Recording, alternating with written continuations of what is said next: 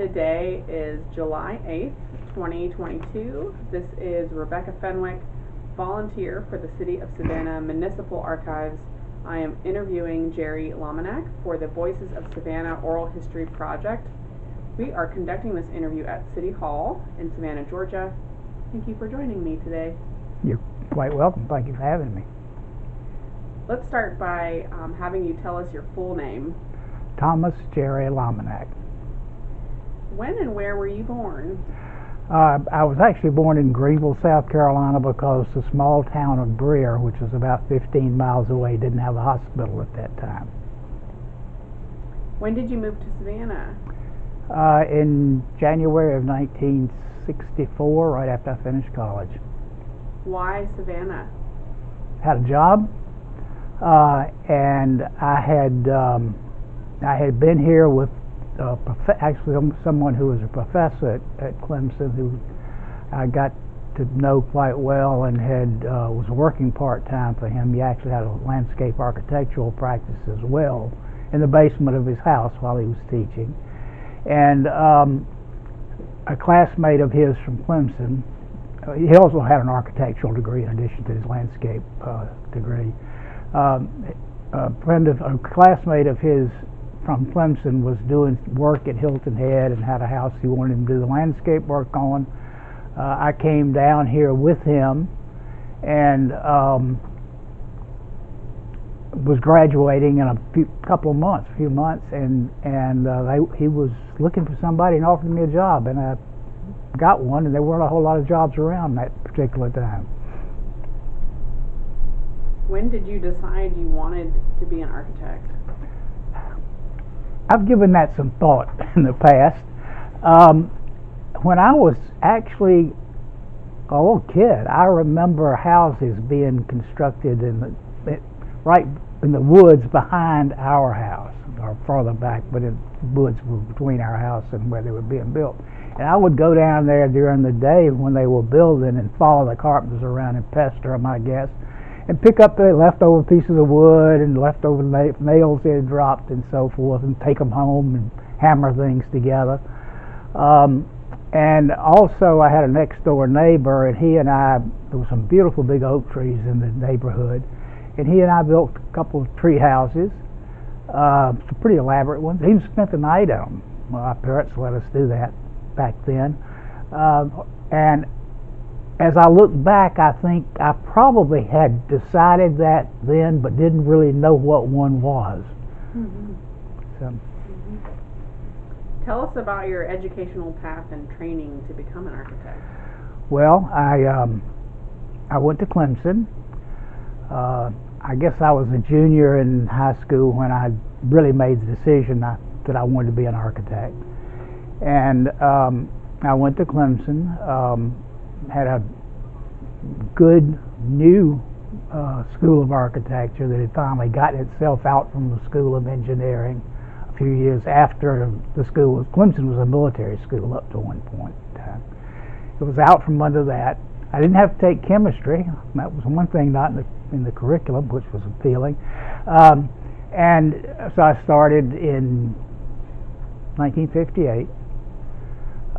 Finished in January of '64. I was actually in the class of '63, but had to go back another semester to take all those courses, electives I couldn't take while I was taking calculus over and over again. So it was a great time to be going to Clemson, because the school was just beginning to build its reputation. Had a brand new facility, not a basement in the building where the engineers were. And the faculty was all working together, and it was really a terrific time to be in school. So.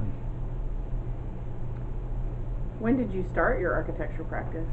Well, I started to work for what was then Corcoran Wiggins and Associates here in Savannah in '64. I went through my apprenticeship period and actually passed the exam the first time I took it, but didn't. I was amazed. And that was when they had we took the whole exam in a full week, and it was a pretty grueling week. But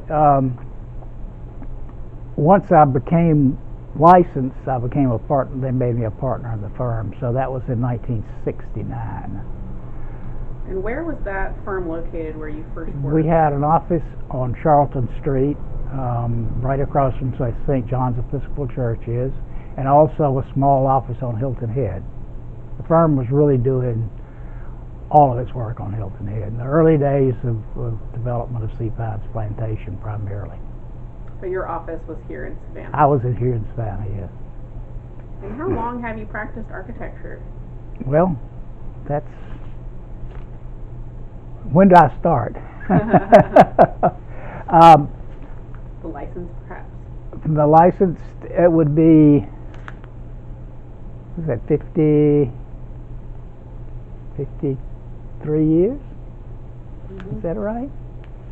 Okay. What's the name of the firm you practice with today? It's Lominack, Coleman Smith Architects. And who are the partners? Ann Smith, and she was Ann Coleman. She and her father went and practiced together. Coleman and Smith Architects. And when I knew Ron wanted to retire, and we were pretty close friends, and I thought maybe this was probably a good time to talk to Ann, and we talked together about it and decided to merge the firms. Ron retired, and we kept his name in the firm out of respect. And that was in 2001. So it's been 21 years now. Mm-hmm. Looking back on your career, what were some of your most favorite or important commissions? Well, I always like to think of them as commissions that the office did. I firmly believe that no one person does a project, at least not any that I've been involved in, because I couldn't do one by myself, I don't think. But I think some of the projects that I remember most, one was Ellis Square, and that, to a great extent, was because of the large amount of citizen participation in the process, which actually resulted in, I think, the best of several schemes that were developed during the process being chosen. Certainly, the Kehoe Iron Works for a recent project was one that thoroughly enjoyed, and I know that you were involved in that too. So, let me think. Most of them have had things that really were great to do, and they were for different reasons. I think working single-family houses, I think, are particularly enjoyable because they're so personal to the client. Sometimes they can be a little difficult, particularly when the husband and wife don't agree on anything, and that happens sometimes. But working on projects that have a lot of user involvement are the ones that I think are most meaningful. What styles or architects inspired you when you first started your practice in Savannah? Well, I went through school in a period when a lot of the Bauhaus group had left Germany because of the war. People like Van der Rohe and Gropius, and some of those people. Frank Lloyd Wright, of course, was not one of them, but was a driving force at that point in time. The dean of the School of Architecture at Clemson was an IIT product, and IIT was that classical modern school of thought. So I think all of those had impact. Surprisingly, the work that we were doing at Hilton Head at the time that I first started down here was beginning to develop sort of a style that was kind of low, and it was almost a modern low country you know. But it didn't look like the, you know, the stuff that gets done. I really haven't done any of, but so I think all of those things play into how a person develops. I don't think it's, you know, you don't get there and stop. I don't think so. I think the thing that I feel like has always been a part of what I think is important is taking a lot of times kind of unlike things and give them a sense of order. So I think it's important for architecture to have a sense of order. I don't like to see chaos in architecture. And then I don't like to decorate buildings. I think the materials themselves are awfully nice to show. So. You have had a lot of commissions in Savannah's historic districts. How would you describe your approach to practicing architecture in historic Savannah? Same as anywhere else. I think you have to recognize where you're doing a project, the context of the project, whether it's, you know, in a marsh or whether it's in an urban area. That the things around it are different, and I think they have to be recognized. A thing that I find, and I seem to find it more and more, and it's taking place in the landmark district now. I won't name any projects, but in other places too, where it seems like people have forgotten scale and how big people really are and how big they aren't.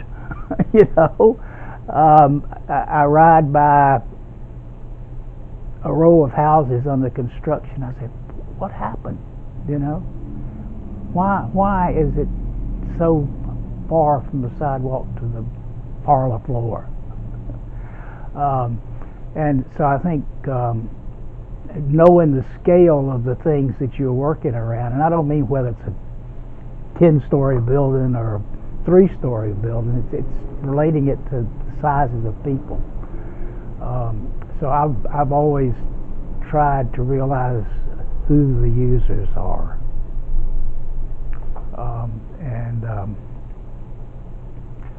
But as far as approaching it different, I mean, you have different ordinances and you have different controls and you have that. But if you understand them and if you really try and do good work, and I think you can do it within most of those guidelines.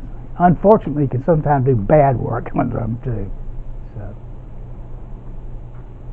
You designed your own home in downtown Savannah in the 1970s. What inspired you to design your own home? I was young and foolish. At the time, as a matter of fact, I had recently gotten married, and the area around in Troop Ward was really beginning to take on a new life. There was a program that was set up through the Housing Authority of Savannah, headed up by a person called Donald Naismith.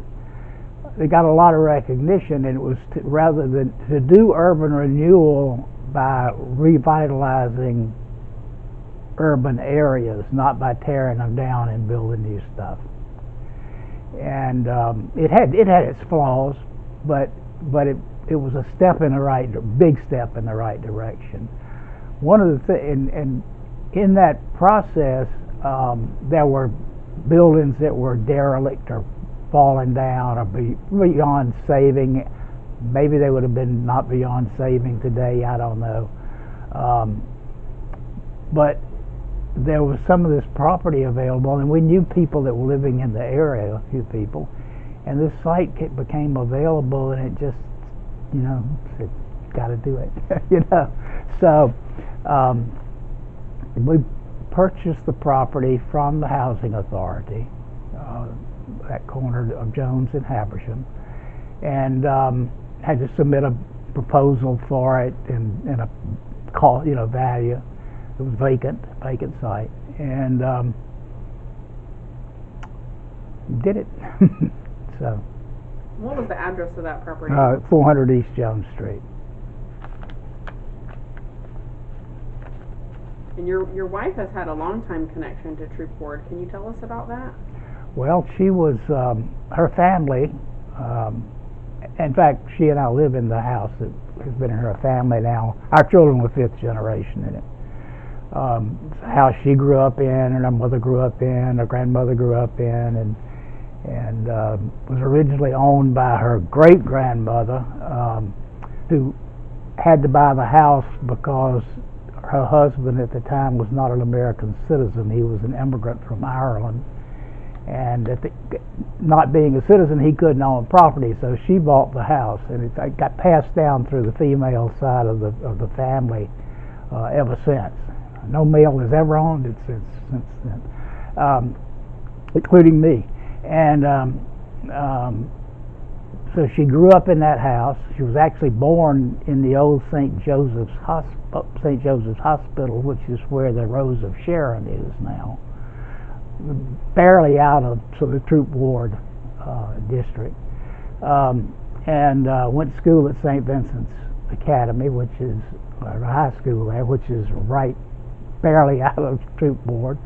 So she's lived in Troop Ward virtually all her life, except for the time that she and I lived in the house I already owned right after we got married, and we lived on Jones Street for about 15 years, and then we actually moved out of Troop Ward and lived on Washington Square for I think 6 or so years, and then back into Troop Ward again. And what is your wife's name? Well, she was Loretta Dressel, Loretto, she points out. She is the archivist and director of alumni at St. Vincent's Academy.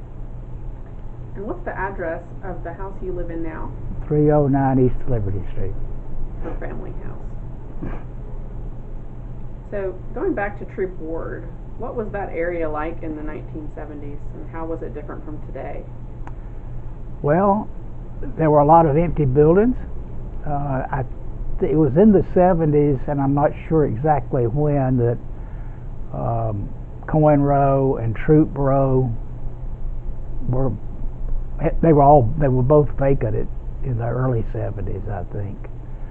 I don't know the exact dates, but and in pretty bad shape, and they were all started being redone, and people buying them and moving into them, and then there were a few residents that had been there for a few generations. The ones immediately east of us, the two houses immediately east of the Jones Street house, were both families that had been there for a few generations. The Fogartys and the Staffords. They were there when we moved in, and then some other people who had recently moved to Savannah. Ted Darbo, who had an ad agency, Jenny Spiller, who had the house immediately across the lane behind the Jones Street house, and some others. So it was an area that was getting a lot of attention, and to a certain extent, I think it had been stimulated because of the Troop Ward project. It had made 3% money available for rehabilitation, and 3% money was good at that point in time. Mm-hmm. How would you describe the design of the house at 400 East Jones? I would say it's modern. I think Dr. Robin Williams, I think, refers to it as a modernist. But I have never really tried to apply style to the design of buildings. They're either good or they're not. It's easy to say this is a Victorian style, this is I don't know, Empire style, or whatever it happens to be. But that's really a period of time I think, more than it is a style. In different periods of time, I think generate different things. I mean, you could tie high-rise buildings to the invention of the elevator. So it, I think it's more reflects what's going on in the world at a given time, or in a given locale at a given time. So I try to avoid doing something of style. Did the house's location or context inspire the project? Yes. In any way? Oh yeah. At the time, the zoning ordinance for downtown Savannah was the same zoning ordinance as suburbia. It was a suburban zoning ordinance. One of the reasons a house sits back from the corner like it does is because the zoning ordinance required that there be a certain distance of setback from the intersection. And even though I tried to get a waiver on that, I was unsuccessful. So, I was unsuccessful. So, fortunately, that changed, and we started to recognize that downtown really wasn't like the burbs and needed its own special attention. But that certainly impacted it. I think materials impacted some of the choices. I mean, it's basically concrete block and stucco. Had it been, 100 years earlier, there'd been Savannah gray brick and stucco. So, I mean, I think that had to do with certain the orientation. I mean, the predominant open to the light sides are really kind of southeast, or east-southeast, and there's a reason for that. I mean, for the sun and the light and sunlight and the breakfast, So all of those things, I think impacted. It just seemed like a logical location. We actually, and I did not research like I would today the Sanborn maps to see what was there, the Georgia Historical Society, because I was only 31, 32 years old. I knew everything, so I didn't need to look for anything, right? But we actually found some of the foundations from the previous building. So at least part of the building is where an exterior wall, a part of the building is where exterior walls of the old one were. So. What year was the house built? I think it was started either in late 61 or early 62 and was finished in 63. Not 63, 73, I'm sorry. Finished in 1973? Yeah, those sixes should have been sevens. So thinking about the aesthetic of the house, maybe you can describe that a little more, as well as some of the significant features? Well, one thing that I did notice, and it wasn't done consciously, is the shape of the main walls, the main bearing walls. The profile of those is very similar to the profile on the Davenport house if you look at it from the chimney side. That just happened. It just happened. I think the relationship of solid elements to transparent elements is probably somewhat unique to Savannah, but I think that, again, it reflects this order of things of the same size and proportions repeating themselves. I think the interior, to me, is the most successful part, because that's where you spend your time, But there, the variety of heights of ceilings and spaces inside, and the way spaces open to floors above and below, I think is really important. The first floor, which is where the entrance is an organizing element that sits in the middle of the space and separates different functions without any doors or or anything like that, but allows a flow of things back and forth, and informal eating and informal living and formal dining and kitchen and all the stuff that has to support kitchens and that kind of thing. So I think that element is probably, and it actually in form sort of repeats itself on the floor above, and it helps change the scale of the formal dining area when that happens. It's probably the most. It's a very important element. I've used a similar thing in other buildings where you use some single thing to kind of organize spaces around it. Our office actually does that, with the conference room being located in kind of the center, and it separates things happening around it. So it's a nice tool.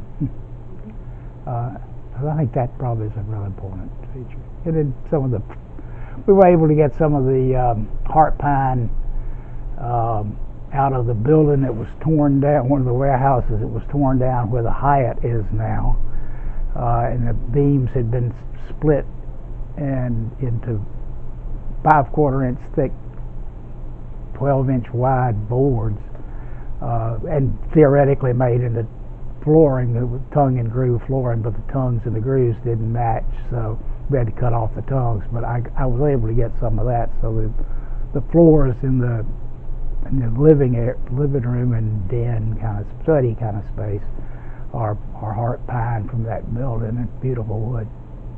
And how did you get access to those?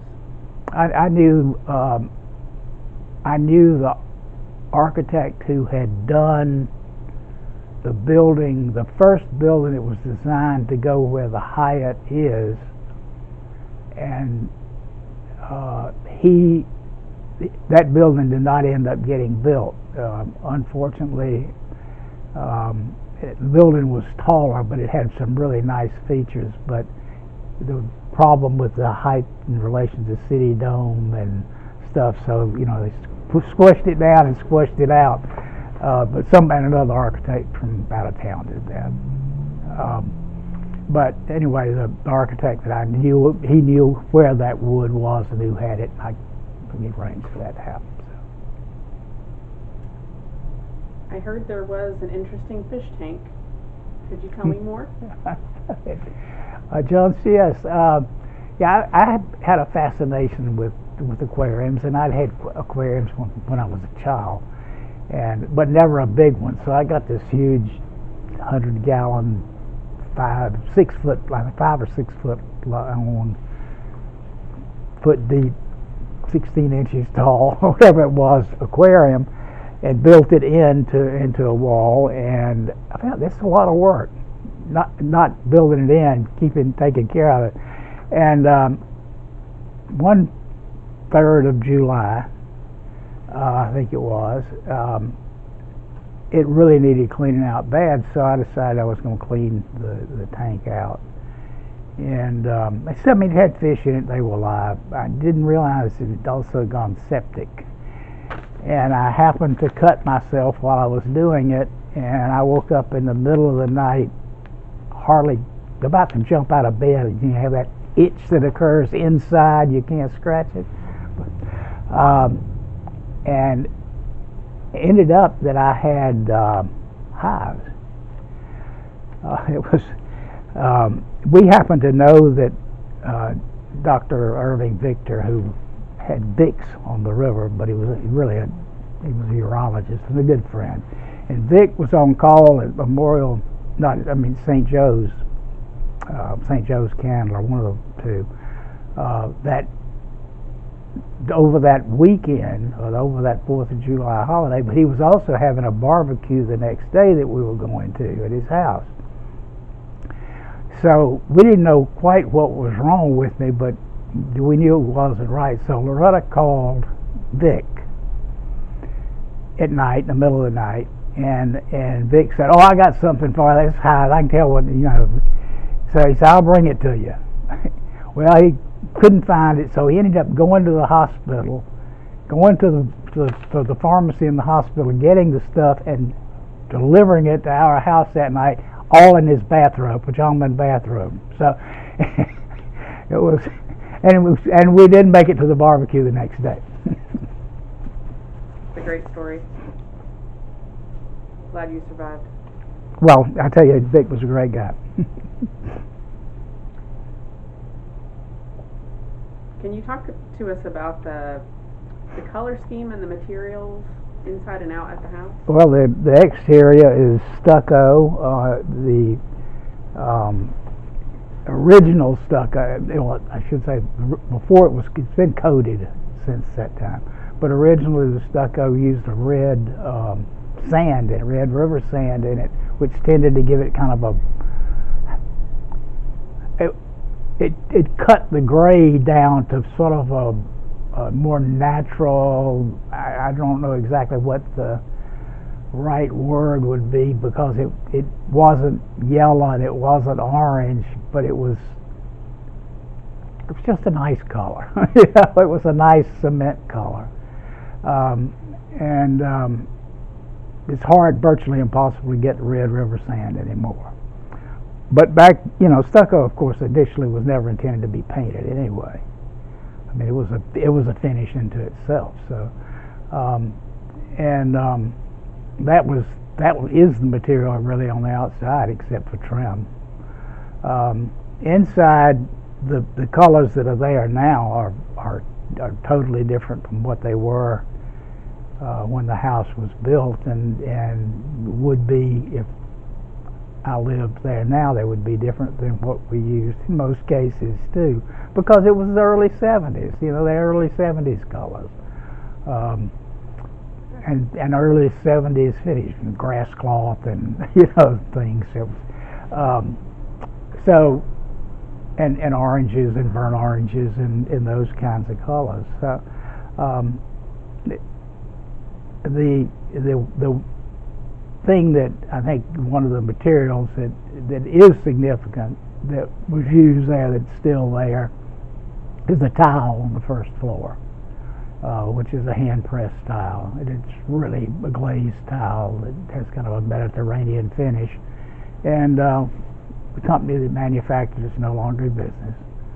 And we had used a good bit of that same manufacturer over at Hilton Head. And then the house also had a St. Charles kitchen, which is a company that no longer exists either, I don't think. And they made a line of steel furniture, and their primary line was really stuff for medical hospital and that sort of thing. But they also made a residential line, and it was like the Mercedes of that period of time for cabinet work. And both of those elements are still there. The cabinets have been painted wisely black instead of the color they were, orange.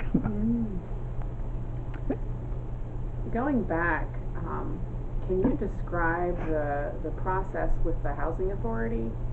Yeah.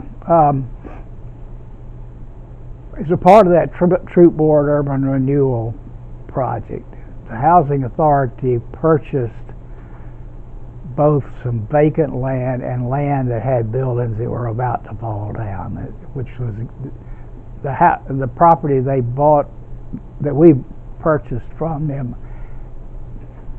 I think had a building on it when the housing authority got it, the remains of a building. I don't remember that building. And then and also one of the things that I think was a real failure is, in order to provide more off-street parking, they actually paid people, or there was some kind of incentive to remove carriage houses. So that's one of the reasons why there are not many carriage houses in Troop Ward. If you look around, you see places there's just not any much.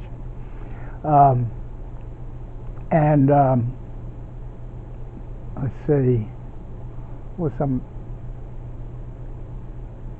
Did you have to submit plans? we had to submit a proposal, a design proposal, as well as a price, a bid. The selection was not totally based on who had the most, the highest price. In fact, we didn't have the highest price. Somebody else had put in more money, and they were going to build 3 little townhouses 3 or 4. I don't remember how many it was. And we were going to build a home to live in. That had an appeal, I think. And then that was, of course, before the Historic District Zoning Ordinance. But Historic Savannah Foundation existed, and Reed Williamson, who was executive director of Historic Savannah Foundation at the time, wrote a letter to the Housing Authority encouraging them to accept our proposal.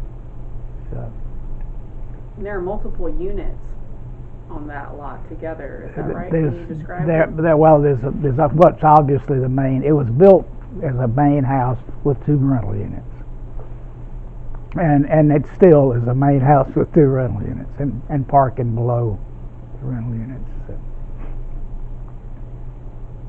Who were your partners on the project? Well, Walter Strong Construction was the general contractor.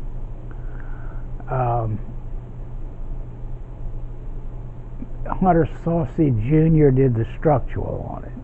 His son is still practicing structural engineering here in Savannah and does a lot of our work. He's Hunter Saucy III. There's also a 4th. I think maybe there's a 5th now that's been born. But I don't really remember all the subs. I do remember that there was an electrical sub that I had used before that I really liked. Walter was he was a union contractor. That was when the unions were stronger then. And I remember that I insisted on using this non-union electrical contractor, which Walter was happy to do. But the electrical union sent people to picket the house while it was under construction because I wasn't using a union electrical contract. That didn't amount to anything, but one other thing that actually did happen is that copper had gotten very expensive during that period, and when the contractor got there one Monday morning, all the copper piping that was exposed had been taken out, and a lot of wiring, because it was copper, a lot of copper wiring had been taken out, stolen overnight, over the weekend. And as often as I went by and went over there to look at stuff while it was under construction, I'm surprised I wasn't there when they got it. But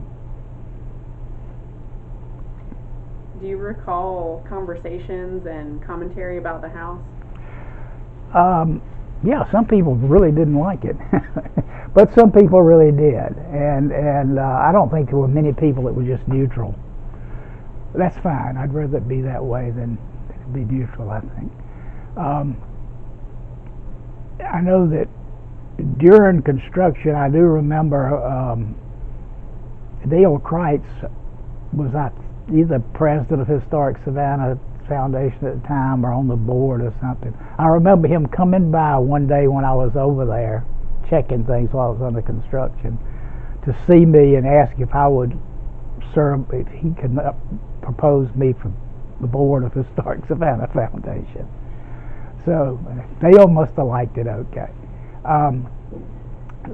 John LeBay, who was one of the Savannah's real premier architects at the time and really did classical work. I mean, he'd gone to the Beaux-Arts and all of that.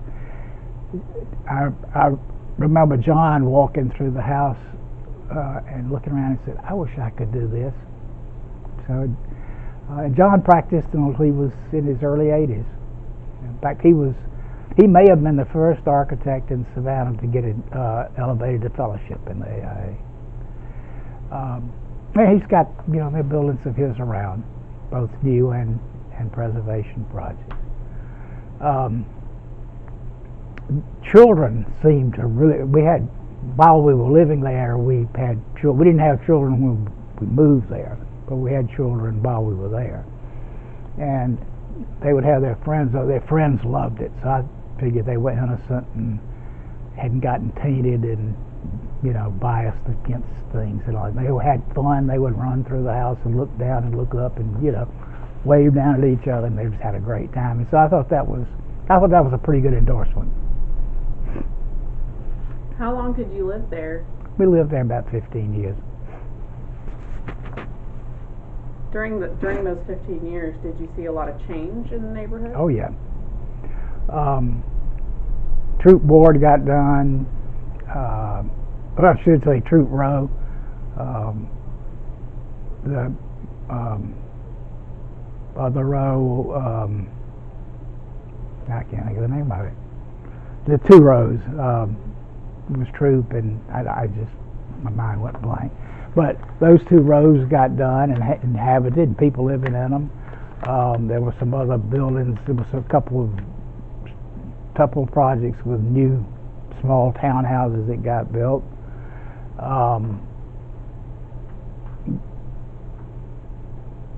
I think virtually every house was inhabited at that time. By that time, we had one commercial operation on Troop Square. It's where the Fox and Fig restaurant is now. But it was the Triple T Meat Market, and it was a wonderful meat market. And the owner's name, the reason it was Triple T, the owner's name was Travis T. Thigpen, I remember. But it was a great market. Of course, it's gone. But it's been that one corner has been a commercial corner over many years. In fact, there was a little corner grocery store when my wife was growing up there. She had a charge account there as a little girl. So, but yeah, I mean, it was a great neighborhood when we were there because there were children about the same age as our children. We could carpool. They could go out and play in the square. It was a safer time then too, I think. Tourists weren't all over the place. So it was really much more cohesive as a neighborhood. Some of the residents that had been there for years, like the Staffords and the Fogartys right next door to us, were there. Mr. Fogarty would sit out on his front porch every afternoon with his cigar and say his rosary, and smell up the neighborhood with his cigar. But it was a good neighborhood that improved while we were there, I think. Not because we were there, but while we were there. When did you decide to move? Sort of got decided for me, I guess. we went through the mid-'70s recession, during which I think I was out of business for a while and never admitted it and somehow survived it. But actually even went back and forth to Clemson and taught some during that period of time.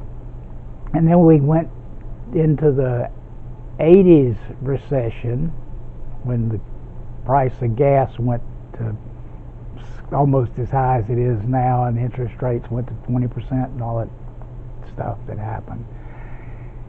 And we couldn't afford it. we had to get out from under it. So the house sold. I don't remember any of the owners other than the very last owner before it was recently resold. But it changed hands several times after that. And we leased the house over on Washington Square for about 6 years. And then my wife's mother died, and so she was the oldest. She was the daughter. So the house became, I guess, was inherited by Loretta and her father jointly, or primarily really Loretta with the caveat that her father had to be able to live there his lifetime. And then we decided to redo the basement because he was getting the ground floor. He was getting pretty, infirm. He was pretty old at the time. And make that into an apartment for him, and then we redid the upper 2 floors and did an addition to it, moved into that. Back into troop board. Mm-hmm. So soon the house will be 50 years old. Hard to believe. Do you have any thoughts about the legacy of the house? Well, I hope it'll stay. I think it may be one of the very few pieces of architecture that really reflects that kind of point in time that exists in the landmark district. So I think any architect likes to see his or her work preserved, but I think it's important from the standpoint of just recording a time when something happened that seems to have very little documentation, or at least architectural documentation. I remember my architectural history professor in college saying that architecture is the most permanent record of sociology that we have. The things that are happening at a given point in time, whether it's impacted by religion or impacted by commerce or impacted by trade or transportation or elevator or war or whatever these things are, that it is that permanent record, and so I think it's important that we save those records, those physical records. Is there anything else you'd like to share with us today?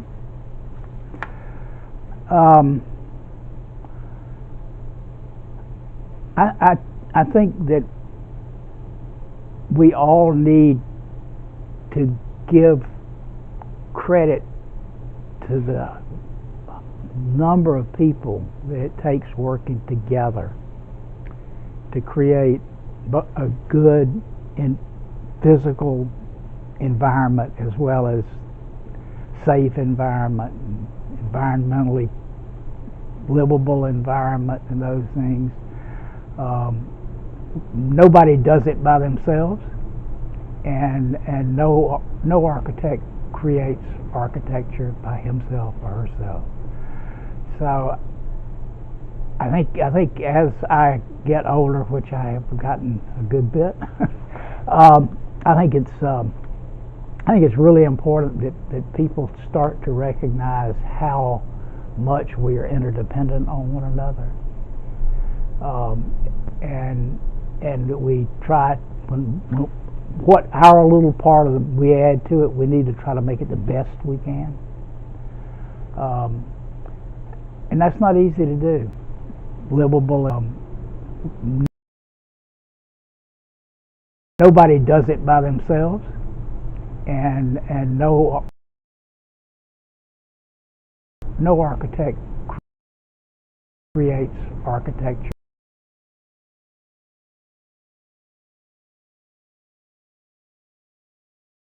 So